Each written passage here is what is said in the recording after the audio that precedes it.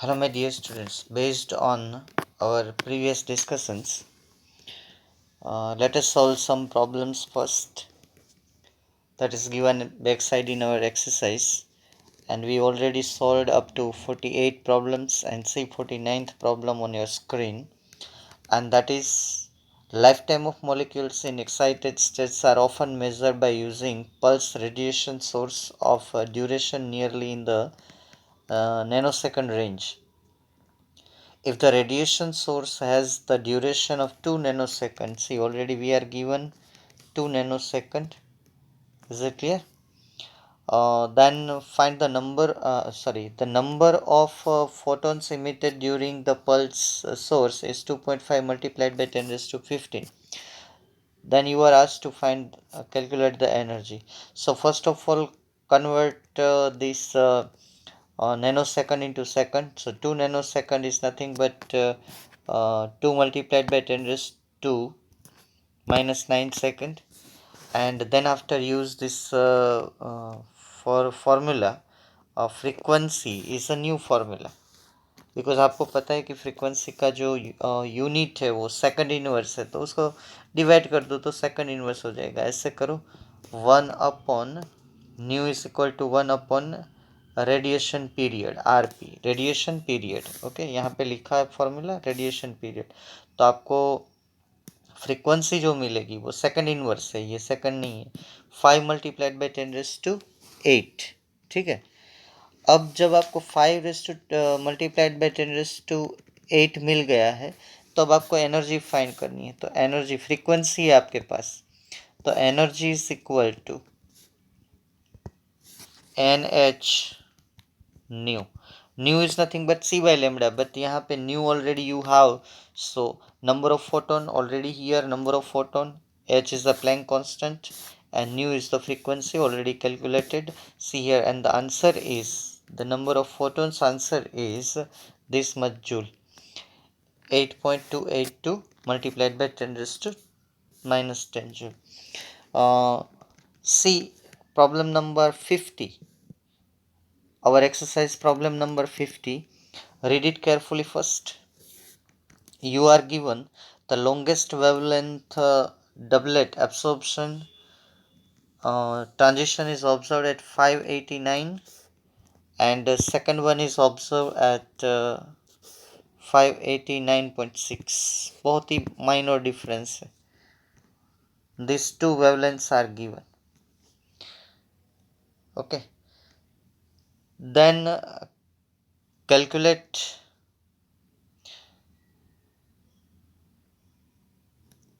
the frequency of each transition. तो मेरे ख्याल से and the excited states and energy difference between these two excited states. तो पहला जो है 589 पे है, तो 589 पे फ्रीक्वेंसी फाइंड कर लीजिए ये फॉर्मूला यूज़ करके. फ्रीक्वेंसी फॉर फर्स्ट 589 ये वाला सेकंड इनवर्स, ये पहला स्टेप आपका. What is our lambda 2, and see based on lambda 2,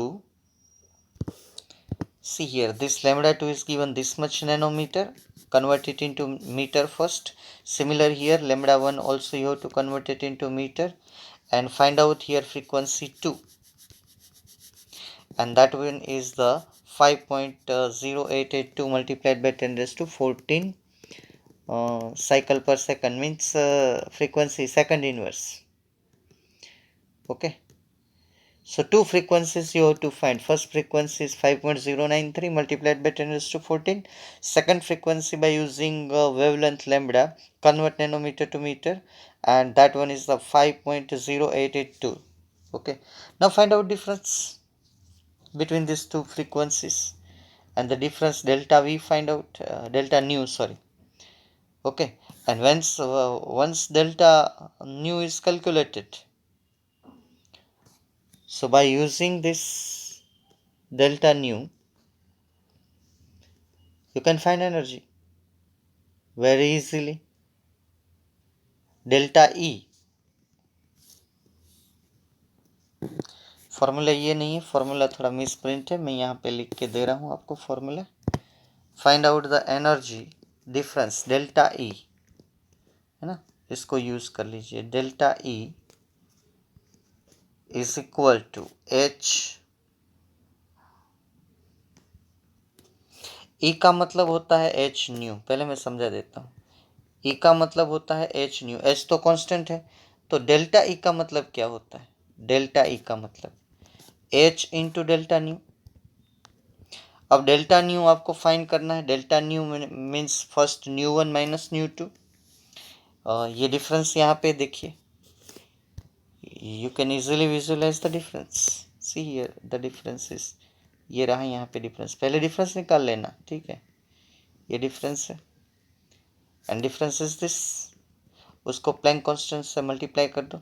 ये एक लेंथी मेथड से भी हो सकता है। पहले एनर्जी फ्रीक्वेंसी वन की फाइंड कर लो, E is equal to H C by lambda करके, ई टू फाइंड कर लो, ठीक है। E1 E2 फाइंड करके भी, and by using this formula delta E is equal to, which formula?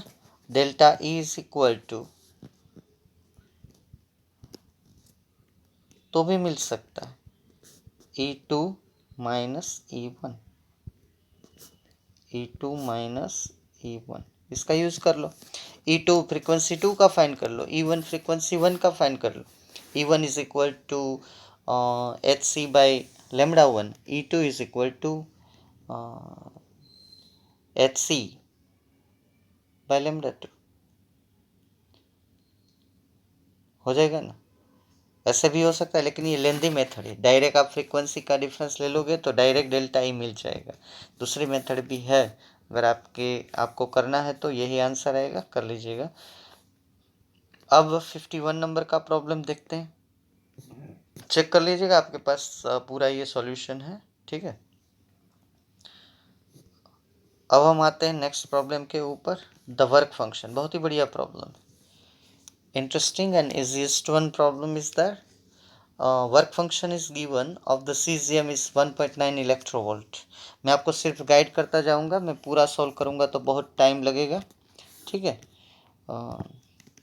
Board पे होते तो स्टेप बाय स्टेप पूरा सॉल्व करते और वहाँ पूरा टाइम भी रहता है। यहाँ हम लोगों को थोड़ा ये सब प्रॉब्लम ऑलरेडी सॉल्व है, तो मैं थोड़ा आपको गाइड कर दूँ तो आपको ईजी रहेगा। तो सिर्फ आपको दिया है वर्क फंक्शन 1.9 इलेक्ट्रोवोल्ट। पहले तो आप देख लीजिएगा वर्क फंक्शन का मतलब क्या होता है, ठीक है। उसके बाद देखिए, आपको थ्रेशोल्ड वेवलेंथ फाइंड करने के लिए बोला है, find out the threshold wavelength. Threshold wavelength का मतलब होता है lambda 0, that you have to find, ये थ्रेशोल्ड वेवलेंथ। और क्या फाइंड करने को बोला है? थ्रेशोल्ड फ्रीक्वेंसी, वो भी फाइंड करो, जो रेडिएशन है उसकी। वर्क फंक्शन मतलब just energy required to loosen up electron towards the surface having kinetic energy 0। और एक क्वेश्चन भी पूछा है कि इफ रेडिएटेड विथ सीजियम को हम अगर 500 नैनोमीटर की वेवलेंथ देंगे, कितनी? 500 नैनोमीटर की, तो काइनेटिक एनर्जी कितनी होगी जो इलेक्ट्रॉन निकलेगा उसकी? Eight which velocity of the ejected photo electron. बहुत सारे क्वेश्चंस है कि एक में है तो पूरा रिवाइज हो जाएगा। तो पहले तो इलेक्ट्रोवोल्ट को जूल में कन्वर्ट कर दीजिए, पहला step. See here, first convert electronvolt in joule, क्योंकि वो ब्रैकेट में रिलेशन भी आपको दिया है। 1.9 electronvolt is nothing but 1.9 multiplied by 1.602 multiplied by 10⁻⁻19 joule. ये जो हुआ वो वर्क फंक्शन। वर्क फंक्शन का मतलब क्या हुआ? वर्क फंक्शन का फॉर्मूला अगर आप लिखेंगे तो एच न्यू 0, है ना। मैं थोड़ा आपको आइडिया दे देता हूँ कि वर्क फंक्शन का मतलब क्या होता है, ठीक है। Work function means the energy required just electron come out over the surface. तो वर्क फंक्शन को हम नोट करते हैं W0 से, करते हैं कि नहीं करते ना, W0। तो ये रहा W0 is equal to H nu 0। H nu 0 का मतलब क्या होता है? H C by lambda 0, H C by lambda 0। अब वर्क फंक्शन तो आपके पास है, तो W0 का मतलब हुआ hc/λ0। तो अब λ0 मतलब कि पहली थ्रेशोल्ड वेवलेंथ मिलेगी hc/W0, h भी कांस्टेंट, c भी कांस्टेंट, W0 ऑलरेडी आपके पास है। अब मैं वैल्यू पुट नहीं करूंगा, वैल्यू ऑलरेडी मैं दिखा दूंगा, ये तीनों पुट है। पहला आंसर आपके सामने है, ये देखिए h का ये c की वैल्यू और नीचे दिया है आपको W0 मतलब वर्क फंक्शन। तो आपके पास फाइनल आंसर आएगा मीटर में, ये बाद में आप नैनोमीटर में कन्वर्ट कर सकते हो। ठीक है, ये पूरा इस जो मैंने फॉर्मूला सिंप्लीफाई करके दिया उसका सॉल्यूशन है। पहला आंसर आपके सामने आ गया। अब दूसरा क्या पूछा है, and second you are asked and that is threshold frequency. Threshold frequency, जो इंटेलिजेंट मतलब कि जिसको ये पूरा दिमाग में उतर गया है उसको तो पूरा पता चल गया। फिर से लिखिए वो फॉर्मूला। ठीक है, कौन सा? W0 work function is nothing but h/0। अब आपको पूछा है threshold frequency, ν0 is equal to h/W0 work function. तो ये मिल गई threshold frequency. Is it clear? ये फॉर्मूला का यूज करके करिए, यहाँ कुछ अलग अलग डिनोटेशन किया है ये नहीं। अब इसका कैलकुलेशन मैं आपको दिखाता हूँ, वैल्यू जो पुट की है वो। चलिए देखिए, ये h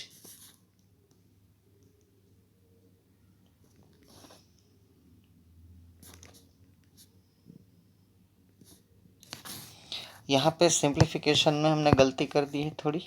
ν0 फाइंड करना है ना, तो ν0 का मतलब होगा W0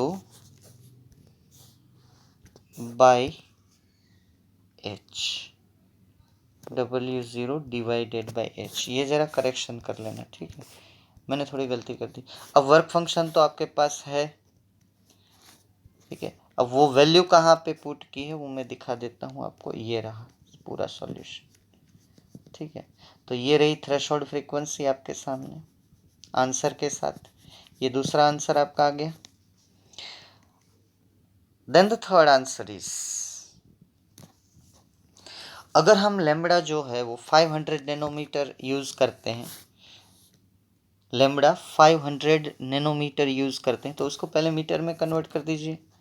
500 नैनोमीटर को ये रहा मीटर में हमने कन्वर्ट किया, हो गया मीटर में कन्वर्ट।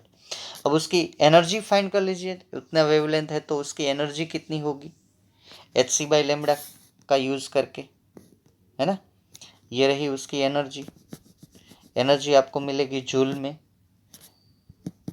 अब उस एनर्जी से आपको कितना काइनेटिक एनर्जी मिलेगा, ठीक है। Kinetic energy is equal to 1/2 mv²। तो काइनेटिक एनर्जी का मतलब क्या हुआ, kinetic energy is equal to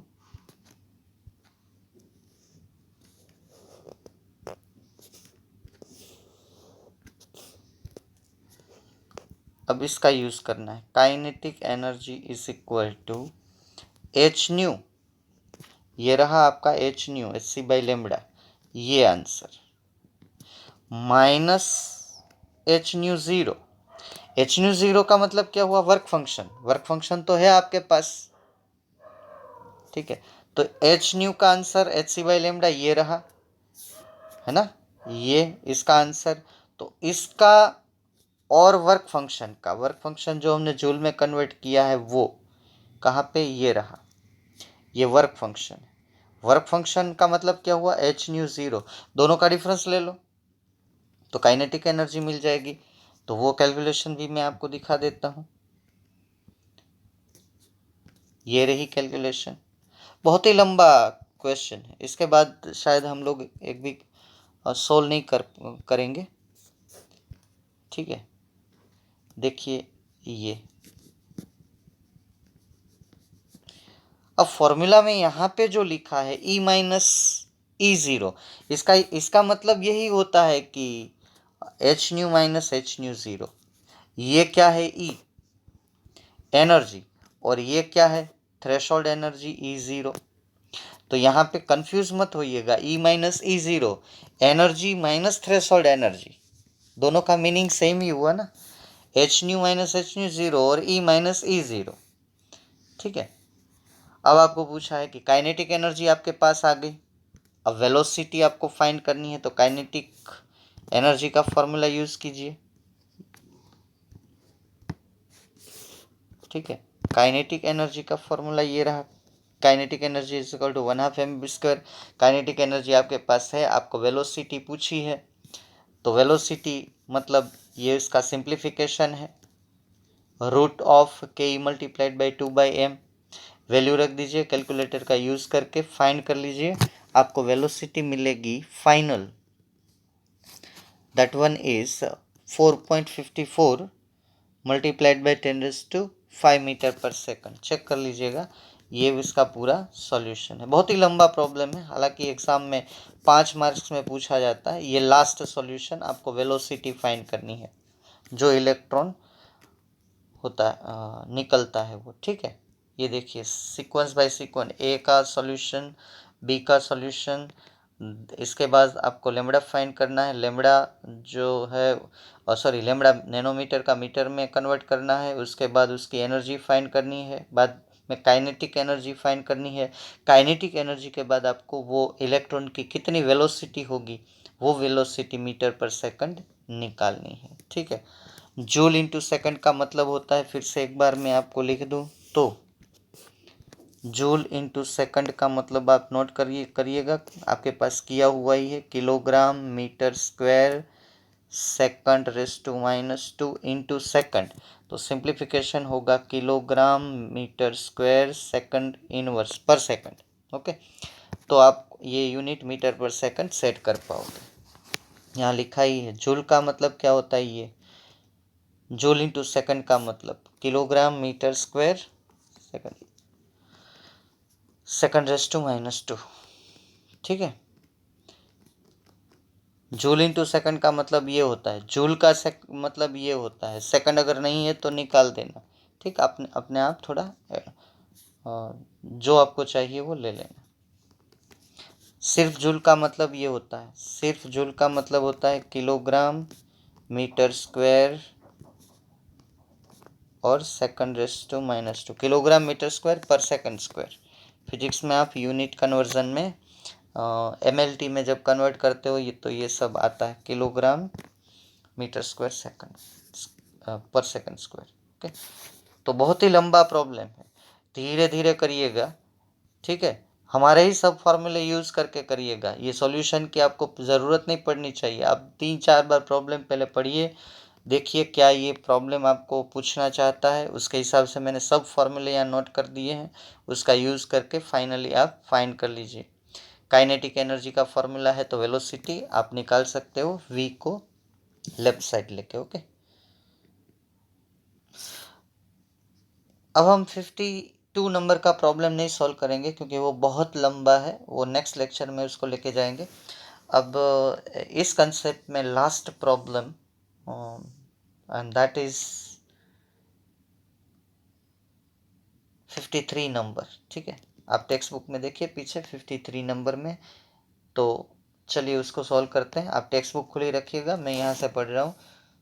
तो पहले एक फोटो इलेक्ट्रॉन का इजेक्शन आपको बोला है सिल्वर मेटल के ऊपर, उसकी वेलोसिटी, वोल्टेज जो है वो 0.35 वोल्ट उसके वोल्टेज है, नैनोमीटर लेमड़ा वो 256.7 नैनोमीटर है, यहाँ पे है, एक बार पढ़ लीजिए, नोट कर लीजिए डेटा। 0.35 इलेक्ट्रोवोल्ट, वोल्ट और इलेक्ट्रोवोल्ट सेम होता है, लेमड़ा ये है। तो आपको वर्क फंक्शन फाइंड करने के लिए बोला है कि इसका वर्क फंक्शन क्या होगा, तो मैं स्टेप बाय स्टेप यहाँ सॉल्यूशन करता हूँ शॉर्ट में।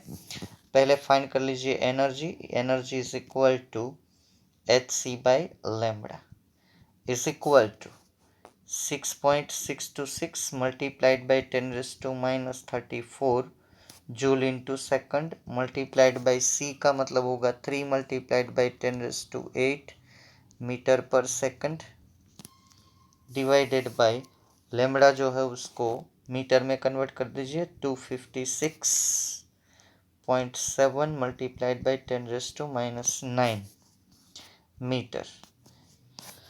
Is it clear? तो आपको मिलेगा ये आंसर, मैं सीधा सीधा आंसर बता रहा हूँ टाइम को रिड्यूस करने के लिए। 7.74 मल्टीप्लाइड बाई 10⁻⁹ जूल। आप कैलकुलेटर से चेक कर लेना। इसको वोल्ट में अगर कन्वर्ट करूँ तो ये इसको डिवाइड कर दीजिए 1.602 मल्टीप्लाइड बाई 10⁻⁻19 से, तो आंसर आएगा 4.83 इलेक्ट्रोवोल्ट। इसको डिवाइड करना है, ये 7.74 को 1.602 मल्टीप्लाइड बाई 10⁻⁹ से, इससे डिवाइड कर दो तो ये इलेक्ट्रोवोल्ट में कन्वर्ट हो जाएगा। ठीक है, तो ये आपका आंसर आया। अब आपको काइनेटिक एनर्जी तो दी है, क्योंकि ये इलेक्ट्रॉन जो आ रहा है, kinetic energy of electron is, तो उसमें क्या लिखा है कि the photo electron can be stopped by applying voltage 0.35 volt. अगर कोई आदमी भाग रहा है, उसको रोकना है तो आपको कितनी एनर्जी देनी पड़ेगी? इक्वल टू उसकी काइनेटिक एनर्जी। तो यहाँ पे प्रॉब्लम में साफ लिखा है कि अगर ये इलेक्ट्रॉन भाग रहा है, उसको रोकना है तो आपको देना पड़ेगा 0.35 इलेक्ट्रोवोल्ट। तो वो सीधी सीधी उसकी काइनेटिक एनर्जी हो जाएगी। Kinetic energy is equal to 0.35 electronvolt. हो गया? तो वर्क फंक्शन मतलब क्या? Work function is equal to, इसकी एनर्जी कितनी है? 4.83, 4.83 इतनी टोटल एनर्जी। अब इसको रोकने के लिए हमने एनर्जी कितनी देनी पड़ेगी? 0.35। तो ये रुक जाएगा, और जब रुक जाएगा वही उसकी थ्रेशोल्ड वर्क फंक्शन होगा h⁻0। इसमें से और आगे प्रॉब्लम बढ़ा सकता है वो, कि 𝛎0 फाइंड करो, वो फाइंड करो। तो आंसर आएगा 4.48 इलेक्ट्रोवोल्ट। अगर आपको इसको जूल में कन्वर्ट करना है तो इस डिजिट से मल्टीप्लाई कर दो, 1.602 मल्टीप्लाइड बाई 10⁻⁹ तो ये आपका पूरा आंसर है। ये टोटल एनर्जी थी, उसकी काइनेटिक एनर्जी मैंने माइनस कर दी, तो अब ये रुक गया इलेक्ट्रॉन। तो ये जब रुका हुआ इलेक्ट्रॉन, उसकी जो एनर्जी है, उसको हम वर्क फंक्शन बोलते हैं। ठीक है, चलिए और एक प्रॉब्लम ले लेते हैं। ये भी, इसमें मैं आपको आइडिया दूंगा। If the photon wavelength 154 picometre strikes an atom and on its inner bound electron is ejected.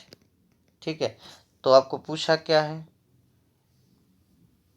Velocity दी है, ये रही आपके सामने वेलोसिटी। लेमड़ा है आपके पास, डेटा नोट कर लीजिएगा। लेमड़ा है आपके पास, वेलोसिटी है आपके पास। तो calculate the energy with which it is bound to the nucleus.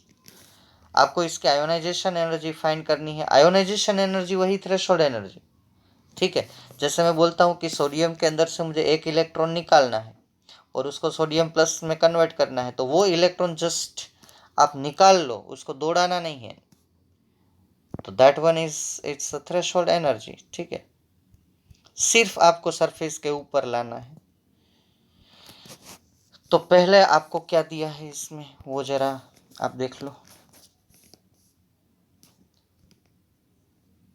आपको मास ऑफ इलेक्ट्रॉन की ज़रूरत पड़ सकती है, वो आपको एग्जाम में दिया जाता है। अगर नहीं दिया जाता तो आप इसका सिर्फ याद रखिए। वेलोसिटी दी है आपको, वेलोसिटी आपके पास है, तो पहले काइनेटिक एनर्जी फाइंड कर लो। Kinetic energy is equal to 1/2 mv²। ये रहा 1/2 mass of the electron, velocity का स्क्वायर कर लो, वेलोसिटी का स्क्वायर। तो ये kilogram metre square second square आएगा, वही इसका मतलब जूल होता है। तो ये इतनी एनर्जी काइनेटिक एनर्जी आएगी। अब काइनेटिक एनर्जी फाइंड करने के बाद आप hc/λ का यूज करो, है ना। E is equal to hc/λ, ये E है यहाँ पे। अब जरा नोट कर लेना, ये जो है ना, यहाँ पे ऐसे लिख लेना, E is equal to hc/λ। ये हो गया, E is equal to hc/λ। तो ये एनर्जी आ गई इसकी। ये इनर एनर्जी आएगी 13.2। सब वैल्यू डाल दो, h Planck constant, c velocity of light, और लेमडा जो आपको दिया है 150 पिकोमीटर, उसको मीटर में कन्वर्ट कर दो तो ये जूल आ गई। अब आपको फाइंड क्या करना है, E0। ये रहा E0 का मतलब क्या हुआ, बाउंड एनर्जी, थ्रेशोल्ड एनर्जी। इसका मतलब है minimum energy require for rejection of electron. Electron को दौड़ाना नहीं है, मिनिमम एनर्जी मतलब कि थ्रेशोल्ड एनर्जी। थ्रेशोल्ड एनर्जी का मतलब क्या हुआ, total energy minus kinetic energy. जो आपने एनर्जी निकाली अभी 13.252, उसमें से आगे वाली जो काइनेटिक एनर्जी आपने फाइंड की है 1.023, उसको माइनस कर दो। पावर सेम होने चाहिए अकॉर्डिंग टू चैप्टर 1 ये। तो फाइनल आपका आंसर आएगा ये जूल में। अगर इलेक्ट्रोवोल्ट में कन्वर्ट करना है तो 1.602 मल्टीप्लाइड बाई 10⁻⁻19 से डिवाइड कर दो, तो आपका आंसर आएगा इलेक्ट्रोवोल्ट में। ओके, 7.5483। थोड़ा कैलकुलेटर में आपका आंसर डिविएट रहेगा, 7.6 समथिंग आएगा तो चलेगा, कोई प्रॉब्लम नहीं है, ठीक है। वो आप कैसे इफेक्टिव नंबर और नोटेशन लेते हो इसके ऊपर डिपेंड करता है, लेकिन उसका मार्क्स में कोई फ़र्क नहीं पड़ता। लेकिन आंसर बहुत डिविएट नहीं होना, ये 7.5 है तो आपका 8.5 9.5 ऐसा नहीं आना चाहिए, ठीक है। तो ये पूरा, अब एक प्रॉब्लम बचता है वो बहुत लंबा है, दैट इज प्रॉब्लम नंबर 52। ये है 54 नंबर का, ठीक है। तो चलिए ये सब सॉल्व कर लेना, और अगर डिफ़िकल्टी है तो बाद में मुझे बताना। और एक बात मैं आपको बता दूं कि जो हम प्रॉब्लम सॉल्व करते हैं वो आपको लेक्चर की लेंथ में नहीं गिनना है, ठीक है। प्रॉब्लम तो मैं समझा रहा हूँ, अगर आपको समझ में आ गया तो इतना वीडियो देखने की ज़रूरत नहीं है। आपको सिर्फ वो डिफ़िकल्टी, अगर आप सॉल्यूशन देख के भी समझ जाते हो, आपको कंसेप्ट क्लियर है, ठीक है। तो ऐसा नहीं है कि ये 26 मिनट, ये मुझे लास्ट में लंबा लंबा ये सब सॉल्यूशन तो बोरिंग हो जाएगा आपके लिए, इसलिए मैं धीरे धीरे आपसे ये पीछे वाली एक्सरसाइज सॉल्व करवा रहा हूँ, ठीक है। तो आप ऐसा मत समझना कि इतना लंबा, तो उसमें क्या होता है कि ये 5 अगर मैंने प्रॉब्लम सॉल्व करवाए हैं तो वो प्रॉब्लम जो है अगर आपको समझ में आ जाए, सॉल्यूशन की आपको ज़रूरत नहीं है, आप अपने आप कर पाते हो, तो 26 मिनट या 25 मिनट 20 मिनट जो भी है सॉल्यूशन का टाइम, वो आपको देखने की ज़रूरत नहीं है। या तो आप फास्ट फॉरवर्ड करके 2x 3x स्पीड में भी इसको देख सकते हैं, ठीक है। तो अब हमारा मेन क्वेश्चन आ रहा है, that question is very very most important. अब हमने 2 मॉडल डिस्कशन किए, एक तो जे थॉम्सन का, रुथरफोर्ड का। अब हम आ रहे हैं बोहर के मॉडल के ऊपर। बोहर ने जो हाइड्रोजन स्पेक्ट्रम का स्टडी किया, सिर्फ अकेले हाइड्रोजन स्पेक्ट्रम का ही उसने स्टडी किया, और उसने कुछ अपनी तरफ से एटॉमिक मॉडल के लिए अपनी पोस्टुलेट दी है, और बेस्ड ऑन दैट पोस्टुलेट अब कुछ एटम में हमें नई राह, नई दिशाएं मिलेगी। तो आपका क्वेश्चन है, right postulate of Bohr's model of hydrogen atom. उसमें मैं टाइम को बचाने के लिए डायरेक्ट में मैं जैसा आपको डायरेक्ट करूँ वैसे आपको एक एक पोस्टुलेट लिखनी है, ठीक है। अभी आपको सिर्फ ये क्वेश्चन लिखना है, right postulate of Bohr's model of an atom, ठीक है। चलिए हम एक के बाद एक पोस्टुलेट डिस्कस करते हैं, let us discuss. See here on your screen the postulate number 1, and that is a very very easy postulate. उसने सिर्फ ऑर्बिट जो है उसका एक एक पोस्टुलेट दिया है कि हर एक इलेक्ट्रॉन एक ऑर्बिट में घूमता है, वो कॉपी पेस्ट है। जैसे रुथरफोर्ड ने बोला था, उन्होंने पहली पोस्टुलेट बोला है कि electron revolving around nucleus in a circular path called orbit. उसको एक अलग नाम उसने दिया, शेल, ठीक है, बाकी कुछ नहीं किया है। तो आपको ये लिखना है, an atom consist of a small heavy positively charge nucleus in the centre surrounded by electrons, and the electrons of an atom revolve around the nucleus only in certain selected circular path। अब इसने selected circular path बोला है, और एक clarification मुझे ये करना है कि ये postulates that you have to accept. इसमें कोई हम आर्ग्यूमेंट नहीं करें, उन्होंने जो बोला है वो हमें एक्सेप्ट करना है। कोई एक्सपेरिमेंटल इसका डेटा नहीं है, सिर्फ उन्होंने समझाया है। जैसे हम बोलते हैं ना कि भगवान है, और हम लोग एक्सेप्ट करते हैं, पूजा करते हैं, मंदिर जाते हैं, ठीक है, मन्नतें रखते हैं। आज तक हमने कभी उसको सामने नहीं देखा है, लेकिन हम मानते हैं। उसी तरह आपको ये पोस्टुलेट सब माननी है कि ऐसा है बस। अगर ऐसा नहीं है तो आप बताओ इससे बेटर क्या है? इससे everything can be explain by his postulates means accepted. हाँ, इसकी भी लिमिटेशन है, वो बाद में देखेंगे, ठीक है। तो circular path which have a fixed value of radius and energy, वो सर्कुलर पाथ की एक फिक्स रेडियस है और उसकी फिक्स एनर्जी है, जिसको हम ऑर्बिट बोलेंगे। बस इतना ही आपको लिखना है। Orbit, these paths are called orbits or energy shells or energy levels, ठीक है। इतना लिखने के बाद पोज करके लिख लेना, ये पहली पोस्टुलेट है, बाद में मैं दूसरी लिखाऊंगा आपको। आपको ये डायग्राम ड्रॉ करना है, ये वाला इसके नीचे, ये बोहर की पोस्टुलेट की पहली पोस्टुलेट का डायग्राम। ये न्यूक्लियस है, यहाँ पे लिख लेना कि ये ऑर्बिट है, ऑर्बिट। ये सर्कुलर पाथ जो है वो क्या है? ऑर्बिट है।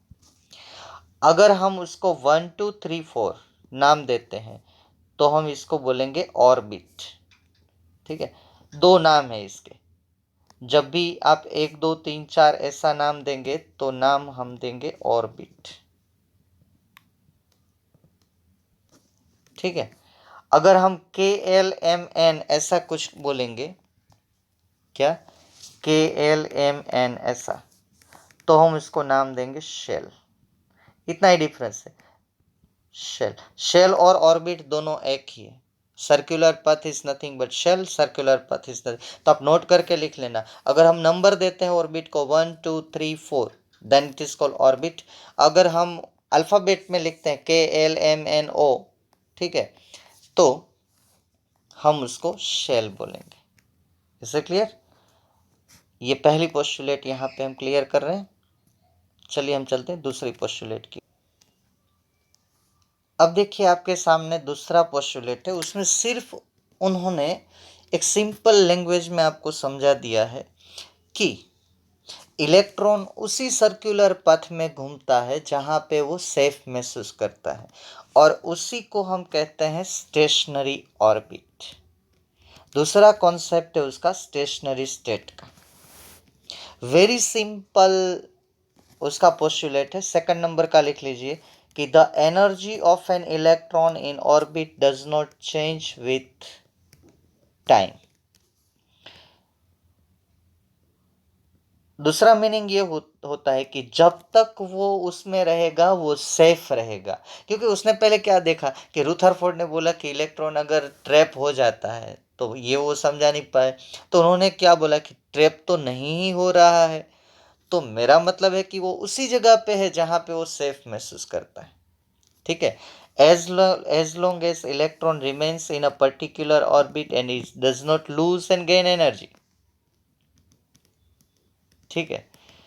तो जिस ऑर्बिट में इलेक्ट्रॉन सेफ है, न्यूक्लियस में ट्रैप नहीं हो रहा है, ये पोस्टुलेट है। May be right may be wrong, लेकिन इलेक्ट्रॉन, हम सोडियम से इलेक्ट्रॉन निकाल रहे हैं, क्लोरीन में इलेक्ट्रॉन डाल रहे हैं, सोडियम क्लोरीन क्लोराइड बना रहे हैं, तो हमारे पास इनडायरेक्ट प्रूफ तो है ही कि ऑल एटम्स के न्यूक्लियस के आसपास इलेक्ट्रॉन्स रिवॉल्विंग करते हैं, ठीक है। वो गलत नहीं है तो हम कैसे समझा पाएंगे? वो थियरी तो प्रैक्टिकली सही थी कि इलेक्ट्रॉन ट्रैप हो जाना चाहिए। तो इसने कंसेप्ट दिया, सेकंड का एक ही वर्ड इंपॉर्टेंट है, स्टेशनरी ऑर्बिट और स्टेशनरी स्टेट, ठीक है। उसमें इलेक्ट्रॉन रहेगा तो ना तो वो इलेक्ट्रॉन एनर्जी एब्सॉर्ब करेगा, ना ही इलेक्ट्रॉन एनर्जी देगा, जब तक आप उसको छेड़ेंगे नहीं। वरना अब ये प्रॉब्लम हो जाएगा कि सर हम तो दे रहे हैं, इलेक्ट्रॉन बाहर निकाल रहे हैं, आयोनाइजेशन कर रहे हैं, नेगेटिव आयन बना रहे हैं इलेक्ट्रॉन ऐड करके, आप बोल रहे हैं कि नॉर्मल कंडीशन में वो अपने आप एनर्जी नहीं तो गेन करेगा नहीं तो लूज करेगा, स्टेडी घूमता रहेगा, बस उसको बोलेंगे स्टेशनरी। का मतलब ये नहीं है कि वो इलेक्ट्रॉन वहां पे स्टेडी है, इलेक्ट्रॉन घूम रहा है स्पीडली, ठीक है। तो इसका मतलब ये हुआ कि the energy of the electron in a particular energy shell remains constant.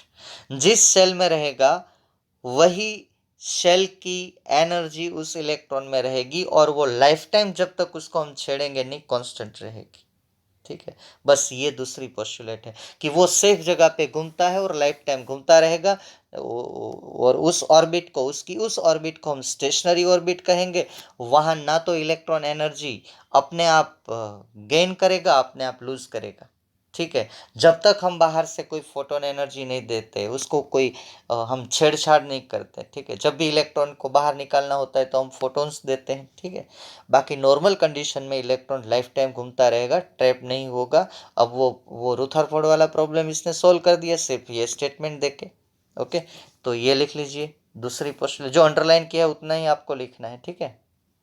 Stationery orbit का कंसेप्ट। सेकंड पोस्टुलेट हमारी बुक में सिस्टमेटिक नहीं है, मैं जैसा बोलता हूं वैसे आपको करना है। This one is the second postulate, write down, video pause करके आप लिख लो। चलिए हम थर्ड पोस्टुलेट की ओर बढ़ते हैं। See here on your screen the postulate number 3, और मैं जैसा आपको बोलता हूं वैसे ही आपको लिखना है, ठीक है। पोस्टुलेट नंबर 3, जिस सर्कुलर पथ में, इसमें एक डायग्राम भी ड्रॉ करना है, वो मैं बाद में बताता हूं। जिस सर्कुलर पथ में इलेक्ट्रॉन घूम रहा है, पोस्टुलेट नंबर 3, ध्यान से सुनना। जिस सर्कुलर पथ में इलेक्ट्रॉन घूम रहा है मेरे प्यारे बच्चों, उस सर्कुलर पथ का एंगुलर मोमेंटम वोल नंबर का multiple of one constant value h upon 2 पाई, मतलब कि 1 मल्टीप्लाई h अपॉन 2 पाई, 2 मल्टीप्लाई h अपॉन 2 पाई, 3 मल्टीप्लाई h अपॉन 2 पाई। तो मैं जितना आपको बोलूं उतना ही आप लिखे। Only those orbitals are permitted in which the angular momentum of the electron is a whole number of multiple of h upon 2 pi।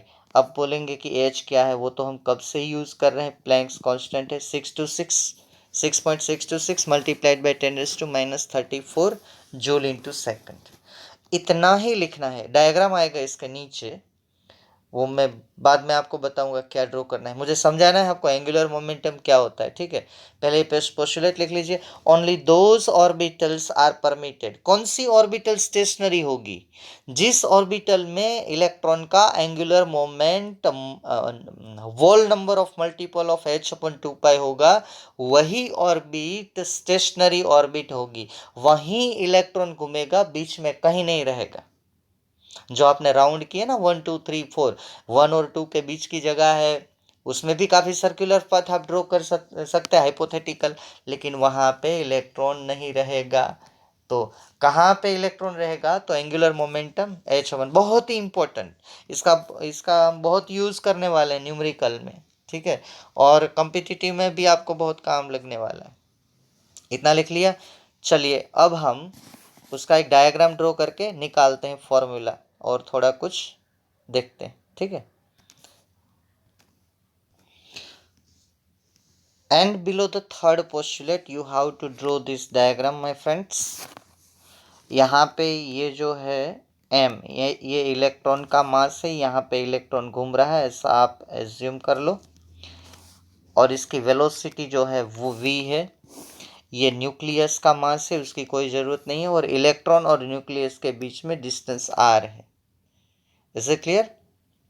और according to physics formula we can give the angular momentum of an electron is a mvr is equal to nh upon 2 pi, ठीक है, nh upon 2 pi।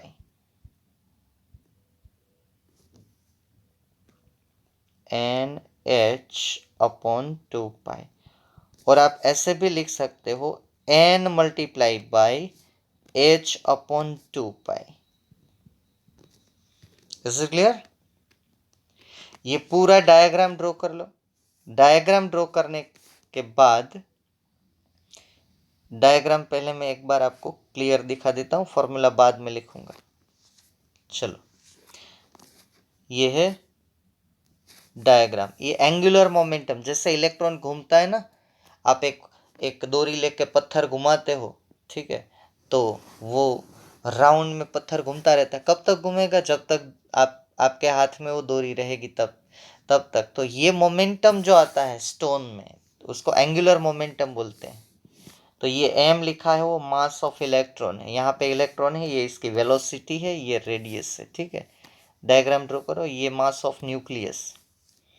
तो angular momentum mass multiplied by velocity multiplied by radius is equal to N H upon 2 pi. अब यहाँ पे M क्या है मेरे बच्चों? M is equal to mass of electron. एक एक टर्म को लिख लो। Mass of electron. वी क्या है? V is equal to velocity of electron. Unit मत लिखो, इलेक्ट्रॉन को ऐसे डिनोट कर लो। अब एच क्या है बताने की जरूरत है क्या? लिख लो प्लैंक्स कांस्टेंट। अब एन क्या है? ये डायग्राम के नीचे लिखना, मैं तो यहाँ पे जहाँ जगह है वहां लिख रहा हूँ। एन का मतलब है 1 2 3 4 डैश डैश डैश इन्फिनिटी तक आप जा सकते हो। ऑर्बिट तो इन्फिनिटी हो सकते हैं ना, हम लेते हैं एम एल 1 2 3 4 5 6 तक, जहाँ तक ड्रॉ कर पाते हैं। एच जो है वो प्लैंक्स कांस्टेंट है। ओके, ये सब टर्म लिख लो। M mass of electron, V velocity of electron, R बाकी रह गया। R is equal to radius of N orbit. Orbit की रेडियस कितनी है? रेडियस ऑफ ऑर्बिट, ठीक है। इसका रिलेटेड एक दो एग्जांपल भी देना चाहता हूँ कि MVR अगर आपको फाइंड करने को बोले तो ये बहुत ही बड़ा इम्पोर्टेंट फॉर्मूला है, ठीक है। यहाँ पे हमारी पोस्टुलेट नंबर 3 खत्म हो रही, ठीक है। पहली कौन सी थी? Shell orbit. Second stationary orbit, जहाँ पे इलेक्ट्रॉन सेफ रहता है, ट्रैप नहीं होता है। थर्ड नंबर, वो ऑर्बिट की एंगुलर मोमेंटम NH अपॉन 2 पाई होनी चाहिए। ये मैंने आपको दिखाया, लिखाया, उसके बाद ये डायग्राम आपको ड्रॉ करना है और इतना इसके नीचे लिखना है। यहाँ पोस्टुलेट 3 हमारी और हो रही है, ठीक है। चलिए ये मैं निकाल देता हूँ, ठीक है सब। और इस थर्ड पोस्टुलेट के नीचे कुछ आपको एग्जाम्पल लिखने हैं। अगर मैं ऐसा बोलूँ कि n is equal to 1 number का सेल है तो एंगुलर मोमेंटम कितना होगा, तो आप लिख लो MVR is equal to n की जगह पे 1 H अपॉन 2 पाई। ये आंसर आएगा। 2 3 तक हम लिखेंगे, बाद में आपको आइडिया आ जाएगा। अगर n is equal to second orbit है तो एंगुलर मोमेंटम कितना होगा? MVR is equal to 2H NH upon 2 pi. n की जगह पे 2 रख दो तो आंसर आएगा। ये ऑब्जेक्टिव में पूछा जाता है, गुजकेट में ऐसे, सॉरी कॉम्पिटिटिव एग्जाम में, नीट में ऐसे। अगर n इज इक्वल टू 3 है तो एंगुलर मोमेंटम कितना होगा? MVR is equal to NH upon 2 pi. n की जगह पे 3 रख दो, 3H अपॉन 2 पाई, है ना। यहाँ तो 2 2 कैंसिल हो रहे हैं, तो सिंप्लीफिकेशन मैंने लिखा। चले n इज इक्वल टू 4 है तो क्या होगा? n is equal to 4 is there, तो what will be the angular momentum? अगर आपको पूछे फोर्थ सेल का एंगुलर मोमेंटम फाइंड करो तो NH अपॉन 2 पाई, n की जगह पे 4 रख दो, 4H अपॉन 2 पाई। सिंप्लीफाई करो तो 2H अपॉन पाई,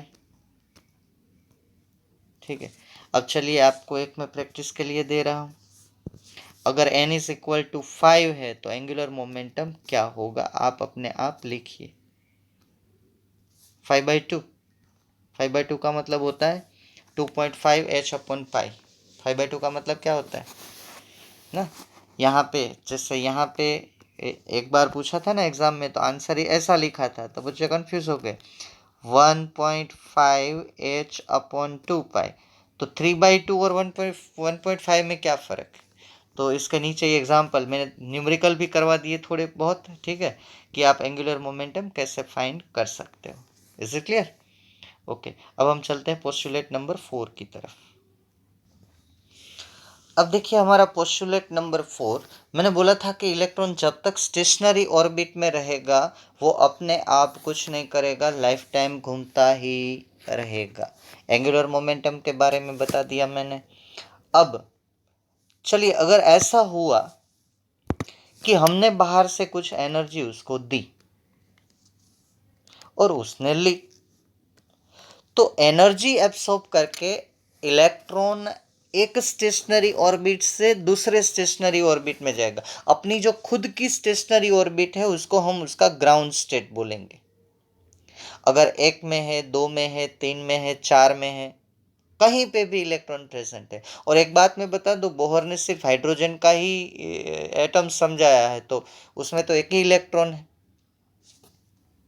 मेरी बात समझ रहे हो ना, उसमें तो एक ही इलेक्ट्रॉन है, तो और कोई गुंजाइश नहीं है दूसरे इलेक्ट्रॉन की। तो ये चौथी उसने अपनी पोस्टुलेट की है। पोस्टुलेट में बार बार बोल रहा हूँ, आपको एक्सेप्ट करना है, ऐसा होता है। जैसे इलेक्ट्रॉन एनर्जी एब्सॉर्ब करता है तो एक अपनी ग्राउंड स्टेट से वो नेक्स्ट एनर्जी लेवल पे जंप मारता है। नेक्स्ट एनर्जी मतलब कि पहला एनर्जी लेवल है उससे दूसरा एनर्जी लेवल बड़ा है, उसमें ज़्यादा एनर्जी होती है। तीसरा, तो एनर्जी जैसे जैसे नंबर बढ़ते हैं वैसे ऑर्बिट की एनर्जी बढ़ती है। तो अब देखिए, electron can move from one stationary orbit to other stationary orbit by absorbing और बाय इमिटिंग एनर्जी। जो एब्सॉर्ब करेगा तो हायर एनर्जी लेवल पे जाएगा और बाद में इमिट करके अपने घर वापस आएगा ही आएगा, इमीडिएटली इमीडिएटली। ठीक है, तो जो उसने अमाउंट एनर्जी एब्सॉर्ब की है और बाद में जो वो इमिट करेगा वो कांस्टेंट रहेगी, जितना खाया उतना निकाल दिया। ओके, चलिए मैं ऐसा सपोज कर लेता हूँ कि इलेक्ट्रॉन पहली स्टेशनरी में था, उसने कुछ एच न्यू मतलब एनर्जी ऑफ फोटोन वो इंटीजर में ही एब्सॉर्ब करता है, 1 photon, 2 photon, 3 photon, like that. Okay, और वो गया सेकंड ऑर्बिट में। सेकंड एन ऑर्बिट, ये E1 जो है, E1 आपको नोट करना हो तो कर लेना, ये इलेक्ट्रॉन का जीएस है। जीएस मतलब ग्राउंड स्टेट। अब वो E2 में गया तो E2 उसका जो है वो ES है, एक्साइटेड स्टेट। तो एक्साइटेड स्टेट में साहब वो जल्दी इतनी देर नहीं रह सकता। आप अगर डेली 4 रोटी खाते हो तो 4 रोटी खा के मस्त रहते हो, ठीक है ना, स्टेबल रहते हो। अगर एक बार ऐसा कुछ हो गया और आपने कोई कंपटीशन कर ली, 10-15 रोटी खा दी, तो आप एक्साइटेड स्टेट में आ जाओगे, ठीक से बैठ नहीं पाओगे, ऐसे घूमते रहोगे। ठीक है, तो अगर आपके पास आपको जितना खर्चा करना है उतने पैसे हो तो ठीक है। मानो कि आपको रातों रात लॉटरी लग गई, किसी ने फोन किया कि आपको 1 करोड़ रुपए की लॉटरी लग गई थी ना, तो डायरेक्टली आप एक्साइटेड स्टेट में आ जाओगे और तब तक रहोगे जब तक वो सारे रुपए खत्म नहीं हो जाते, और खत्म करोगे ही करोगे। तो इलेक्ट्रॉन का भी ऐसा है, जैसे वो E1 ग्राउंड स्टेट में E2 में जंप लगाता है, ये जंप कोई भी हो सकता है, 1 से 2 में जाएगा, 2 से 3 में, वो मैंने हाइड्रोजन डायग्राम में समझाया है। 3 से 4 में जाएगा, 4 से 5 में जाएगा, या 1 से सीधा डायरेक्ट 6 में जाएगा। ये 1 2 3 4 5 6 बोल रहा हूँ, वो क्या है, वो सब ऑर्बिट है, या तो KLMNO भी बोल सकते हो। तो जैसे ही वो एन स्टेट में गया है ना, तो वापस आएगा ही आएगा, और वो वही एनर्जी जो उसने एब्सॉर्ब की, तो ये जो है h nu by absorption of energy है, तो ये एच न्यू है वो इमिशन ऑफ एनर्जी, वही एनर्जी आपको वो वापस करेगा। चलिए इतना लिख लीजिए। इसके नीचे ये सब जो इक्वेशन फॉर्म में डिनोट किया है, E1 क्या है तो कि ग्राउंड स्टेट और you can say lower energy stationary orbit. E2 क्या है तो कि higher energy stationary orbit. Higher, lower मतलब पहले जहां इलेक्ट्रॉन इलेक्ट्रॉन था। मैं ये नहीं बोलता हूँ कि एक में ही था, दो में था तो 2 से 3 में गया, 2 से 4 में गया। ठीक है, हम तो यहाँ एक ही छोटा जंप लेंगे 1 to 2। ठीक है, पहली ऑर्बिट में था, दूसरी ऑर्बिट में एनर्जी एब्सॉर्ब करके गया और इमीडिएटली साहब, इमीडिएटली वही एनर्जी उसने वापस दे दी और वापस आ गया। ठीक है, तो ये सब डिनोट कर लो। H nu Planck's constant, H nu जो है आपको पता है, मैंने बोला था कि हम बार बार यूज करेंगे। एच न्यू जो है that one is the energy of photon, E is equal to H nu. यहाँ फिर से आपको याद दिला दूं, ई का मतलब क्या हुआ, E energy, H nu energy of photon, और you can say the quanta is equal to H nu, nu frequency. ठीक है, ये डायग्राम ड्रॉ कर लो। इलेक्ट्रॉन कहाँ पे था साहब, इसमें थोड़ा मैं आपको आइडिया देता हूँ। ये ग्राउंड स्टेट, ये एक्साइटेड स्टेट। ओके, एक और डायग्राम भी दिखाऊंगा, वो इसके नीचे ड्रॉ कर लेना। अब ये ग्राउंड स्टेट में एक्साइटेड स्टेट में गया तो क्या किया हम लोगों ने उसको फोटोन एच न्यू फॉर्म में इसके ऊपर इंसिडेंट किए, इसने एनर्जी एब्सॉर्ब की। तो यहाँ पे एनर्जी का चेंज कितना हुआ, delta E is equal to E2 minus E1,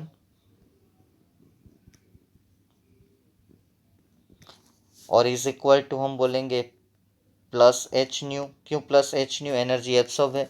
यहाँ पे ऐसा दूसरा डायग्राम ड्रॉ कर लो, वही इलेक्ट्रॉन वापस आएगा, तब हम क्या करेगा, वो एनर्जी इमिट करेगा, किसके फॉर्म में, एच न्यू के फॉर्म में। ये माइनस दिखाएंगे क्योंकि बाहर निकल रही है, मतलब माइनस एब्सॉर्ब कर रही है, मतलब प्लस माइनस का मैथमेटिक्स के से कोई रिलेशन नहीं है। तो यहाँ पे हम बोलेंगे डेल्टा E2, ये डेल्टा E1 पहला एक्साइटेड स्टेट में गया, बाद में फिर ग्राउंड स्टेट में आया, E2 माइनस E1, वही एनर्जी वापस करके।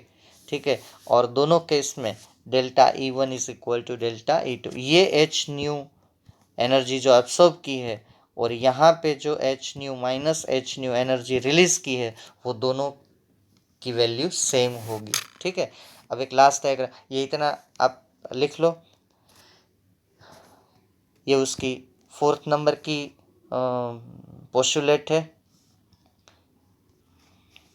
ये देखिए आपकी स्क्रीन के ऊपर 4th नंबर पोस्टुलेट के जो ज्योमेट्रिकल टाइप के डायग्राम थे, उसको ठीक से मैंने यहाँ समझाया कि ये इलेक्ट्रॉन ग्राउंड स्टेट में है। ठीक है, ये ग्राउंड स्टेट में यहाँ प्रेजेंट था, इसने कुछ एनर्जी एब्सॉर्ब की, और ये सेकंड स्टेज में, इसको एक स्टेज बोलेंगे, दूसरा स्टेज बोलेंगे। तो कितनी एनर्जी एब्सॉर्ब की, E2 माइनस E1, और किसके फॉर्म में की, एच न्यू के फॉर्म में।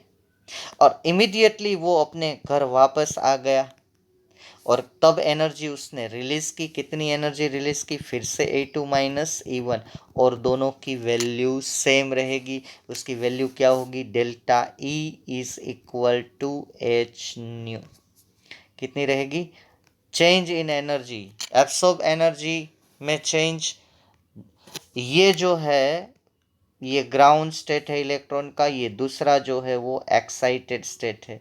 वो जो एक्साइटेड होगा इलेक्ट्रॉन, जाएगा ऊपर तो वापस आएगा ही आएगा, जितना खा के जाएगा ऊपर फोटोन के फॉर्म में, उतने ही फोटोन वापस करके रिटर्न आएगा। ये पोस्टुलेट है, इसका कोई एक्सपेरिमेंटल रिजल्ट नहीं है, लेकिन हम पूरी केमिस्ट्री ये सब पोस्टुलेट से समझा पा रहे हैं। अभी बाकी है, लेकिन लेंथ के हिसाब से ये 4 पोस्टुलेट में यहाँ मैं लेक्चर ख़त्म कर रहा हूँ। तो उसके नीचे ये 2 डायग्राम भी ड्रॉ कर लेना, ताकि जब भी आप प्रिपेयर करें तो आपको पूरा ये समझ में आ जाए। ठीक है, टेक्स्ट बुक में इतना डिटेल में नहीं है, मैं आपको स्टेप बाय स्टेप बहुत ही सिस्टमेटिकली समझा रहा हूँ। Okay, thank you friends, thank you very much.